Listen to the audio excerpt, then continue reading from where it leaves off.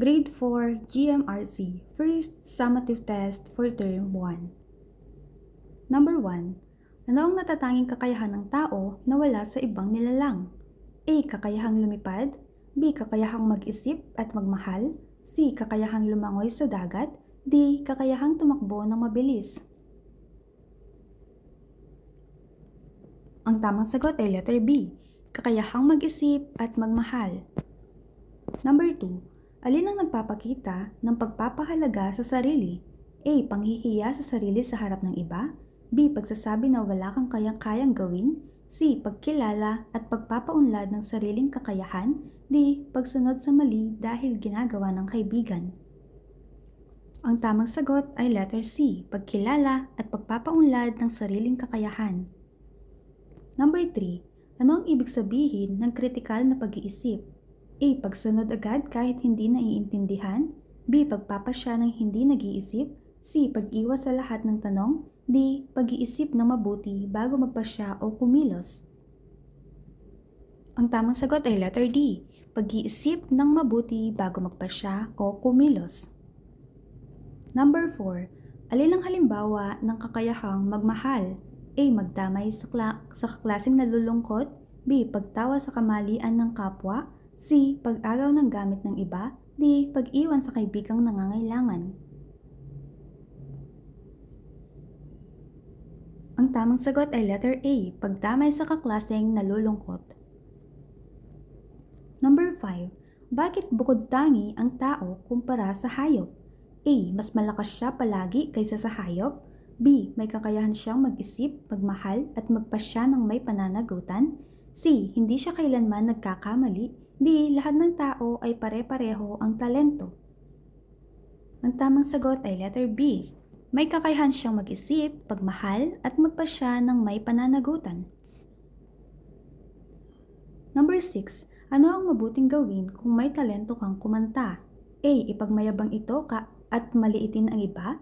B. Itago ito dahil walang pakinabang. C. Gamitin ito upang mapasaya at magbigay inspirasyon sa iba. D. Gamitin ito para makipag-away. Ang tamang sagot ay letter C. Gamitin ito upang magpasaya at magbigay inspirasyon sa iba. Number 7. Alin ang nagpapakita ng mabuting pakikitungo sa pamilya? A. Pagsigaw ng kapatid kapag hindi nasunod ang gusto. B. Pagtatago ng katotohanan sa pamilya. C. Pag-iwan ng gawaing bahay sa iba palagi. D. Pagkikinig ng magalang sa magulang. Ang tamang sagot ay letter D. Pagkikinig ng magalang sa magulang. Number 8. Bakit mahalaga ang katapatan sa pamilya? A. Nagpapatibay ito ng tiwala at samahan. B. Ginagamit ito upang manalo sa argumento. C. Nagpapalayo ito sa kasapi ng pamilya. D. Dahil ito ay ginagawa lamang kapag may kapalit. Ang tamang sagot ay letter A. Nagpapatibay ito ng tiwala at samahan. Number 9. Ano ang dapat gawin kung may nagawa kang mali sa bahay? A. Isisi ito sa kapatid. B. Aminin ang pagkakamali at humingi ng paumanhin. C. Magtago at huwag magsalita. D. Magalit sa magulang. Ang tamang sagot ay letter B. Aminin ang pagkakamali at humingi ng paumanhin. Number 10.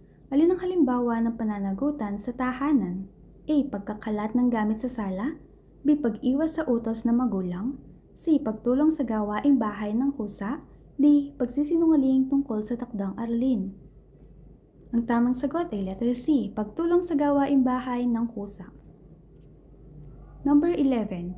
Ano ang epekto ng mabuting pagkikitungo sa pamilya? A. Nagiging madalas ang alitan. B. Nawawala ang paggalang sa bahay. C. Humihina ang tiwala ng bawat isa. D. Nagiging masaya at matatag ang samahan. Ang tamang sagot ay letter D. Nagiging masaya at matatag ang samahan. Number 12. Paano may papahayag ang tunay na saloobin ng may paggalang? A. Magsalita ng mahinahon at gumamit ng magagalang na salita. B. Sumigaw upang mapakinggan agad. C. Manahimik kahit nasasaktan na. D. Magsabi ng masasakit na salita. Ang tamang sagot ay letter A, magsalita ng mahinahon at gumamit ng magagalang na salita. Number 13, ano ang ibig sabihin ng karapatan ng bata? A. Bagay na ginagawa lamang kapag gusto ng bata. B. Bagay na dapat matanggap o maranasan ng bata para sa kanyang kabutihan. C. Parusa sa batang nagkamali. D. Gawaing bahay na kailangang tapusin. Ang tamang sagot ay letter B, bagay na dapat matanggap o maranasan ng bata para sa kanyang kabutihan. Number 14, ano ang kaugnayan ng karapatan at tungkulin? A. Walang tungkulin ng batang may karapatan. B. Karapatan lamang ng matatanda ang mahalaga. C. Bawat karapatan ay may kasamang tungkuling dapat isabuhay. D. Tungkulin lamang ang dapat alalahanin. Ang tamang sagot ay letter C, bawat karapatan ay may kasamang tungkuling dapat isabuhay. Number 15. Alin ang tungkulin ng isang mag-aaral kaugnay ng karapatang makapag-aral? A. Pumasok lamang kapag gusto. B. Sirain ng gamit sa paaralan. C. Mangopya sa pagsusulit. D. Mag-aral ng mabuti at pahalagahan ang edukasyon.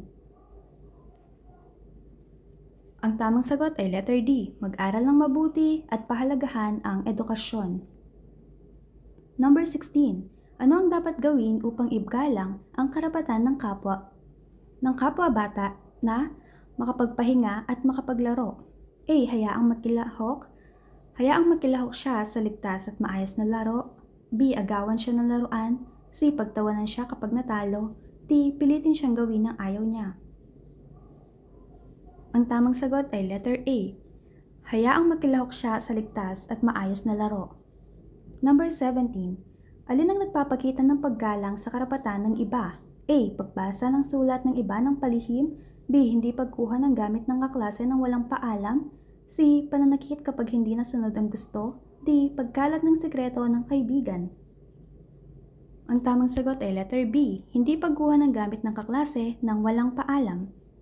Number 18. Bakit mahalaga ang pagkikilahok sa mga gawaing kumikilala sa karapatan ng bata? A. Nagbibigay ito ng pagkakataong mang-api. B. Para lamang makaiwas sa gawain. C. Nakatutulong ito sa kaayusan, kapayapaan at paggalang sa komunidad. D. Dahil walang kinalaman ng bata sa komunidad. Ang tamang sagot ay letter C. Nakatutulong ito sa kaayusan, kapayapaan at paggalang sa komunidad. Number 19. Ano ang dapat mong gawin kapag may batang nawawala at nangangailangan ng tulong? A. Iwan siya dahil hindi mo siya kilala. B. Pagtawanan siya. C. Kuhanan lamang siya ng larawan. D. Humingi ng tulong sa nakatatanda at alalayan ang bata. Ang tamang sagot ay letter D. Humingi ng tulong sa nakatatanda at alalayan ang bata. For the last number 20, alin ang pinakamainam na paraan upang maisabuhay ang GMRC? A. Gamitin ang isip at puso sa paggawa ng mabuti sa sarili, pamilya at kapwa. B. Piliin lamang ng mabuti kapag may nakakakita. C. Unahin lagi ang sarili kahit may nasasaktan. D. Alamin ang aralin ngunit huwag isabuhay.